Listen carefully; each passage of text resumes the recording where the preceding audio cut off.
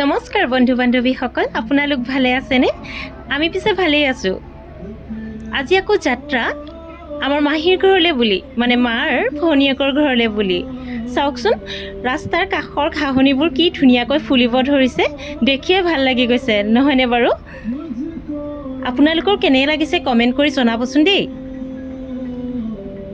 যিহেতু বিয়াৰ পিছত মাহীৰ ঘৰলৈ প্ৰথমবাৰৰ বাবে গৈ আছোঁ, এইজনটোক চিনি পাইছে, মোৰ দেৱৰজন, লগতে মোৰ শাহুমা, মোৰ মানুহজন, আমি চাৰিওজনে মিলি মাহীৰ ঘৰলৈ বুলি।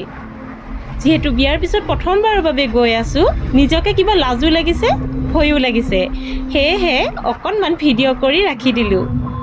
ঠাইডোখৰ বাৰু চিনি পাইছেনে? কোনে কোনে চিনি পাইছে কমেণ্ট কৰি জনাব দেই, আমি ক'লৈ গৈ আছোঁ। যিহেতু ফেচবুক পেজলৈ নতুনকৈ আহিছোঁ, ফেচবুকত যিহেতু ফেচবুকে বিচাৰে, সেয়েহে ভিডিঅ' এটাই প্ৰস্তুত কৰি আগবঢ়ালোঁ আপোনালোকলৈ বুলি। চাব দেই সকলোৱে, ধন্যবাদ।